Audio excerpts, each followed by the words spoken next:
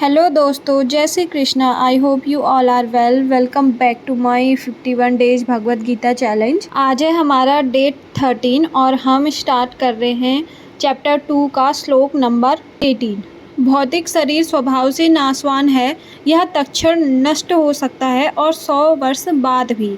यह केवल समय की बात है, इसे अनंत काल तक बनाए रखने की कोई संभावना नहीं है। किंतु आत्मा इतना सूक्ष्म है कि इसे शत्रु देख भी नहीं सकता, मारना तो दूर की बात। जैसे कि पिछले श्लोक में कहा गया है, इतना सूक्ष्म है कि कोई इसके मापने के बारे में सोच भी नहीं सकता। अतः दोनों ही दृष्टि से शोक का कोई कारण नहीं है, क्योंकि जीव जिस रूप में है न तो उसे मारा जा सकता है और न ही शरीर को कुछ समय तक या स्थायी रूप से बचाया जा सकता है। पूर्ण आत्मा के सूक्ष्म कर अपने कर्म के अनुसार ही यह शरीर धारण करते हैं, अतः धार्मिक नियमों का पालन करना चाहिए। जैसे ही आत्मा इस भौतिक शरीर से बाहर निकल जाती है, शरीर सड़ने लगता है, अतः आत्मा ही शरीर का पोषक है। शरीर अपने आप में महत्वहीन है, इसलिए अर्जुन को उपदेश दिया कि वह युद्ध करे और भौतिक शारीरिक कारणों से धर्म की बलि न होने दे। अब स्टार्ट करते हैं श्लोक नंबर 19। जो इस जीवात्मा को मारने वाला समझता है तथा जो इसे मरा हुआ समझता है, वे दोनों ही अज्ञानी हैं, क्योंकि आत्मा न तो मारता है न मारा जाता है। वैदिक आदेश है, किसी भी जीव की हिंसा न करो, न ही पशु हिंसा को प्रोत्साहन दिया जाए। किसी भी जीव के शरीर की अनधिकार हत्या करना निंदा है और राज्य तथा भगवत विधान के द्वारा दंडनीय है। किंतु अर्जुन को जो धर्म के नियमानुसार मारने के लिए नियुक्त किया जा रहा था, किसी पागलपनवश नहीं। अब स्टार्ट करते हैं श्लोक नंबर 20।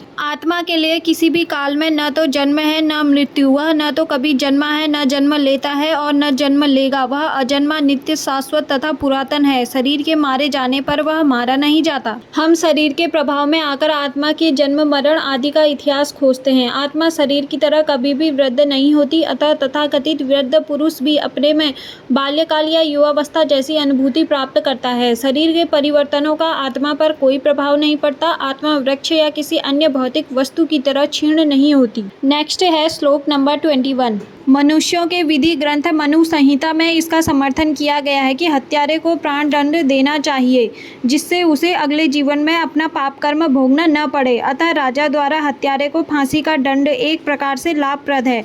इसी प्रकार जब कृष्ण युद्ध करने का आदेश देते हैं तो यह समझना चाहिए कि यह हिंसा परम न्याय के लिए है, और इस तरह अर्जुन को इस आदेश का पालन यह समझकर करना चाहिए कि कृष्ण के लिए किया गया युद्ध हिंसा नहीं है, क्योंकि मनुष्य या दूसरे शब्दों में आत्मा को मारा नहीं जा सकता। अतः न्याय के हेतु तथाकथित हिंसा की अनुमति है। अब है श्लोक नंबर 22। जिस प्रकार मनुष्य पुराने वस्त्रों को त्याग कर नए वस्त्र धारण करता है, उसी प्रकार आत्मा पुराने तथा व्यर्थ के शरीरों को त्याग कर नवीन भौतिक शरीर धारण करता है। अणु आत्मा का दूसरे शरीर में स्थानांतरण परमात्मा की कृपा से संभव हो पाता है। नेक्स्ट है श्लोक नंबर 23 और ये वो श्लोक है जो हम बचपन से पढ़ते आ रहे हैं और इसका अर्थ भी हमें मुंह जुबानी याद है।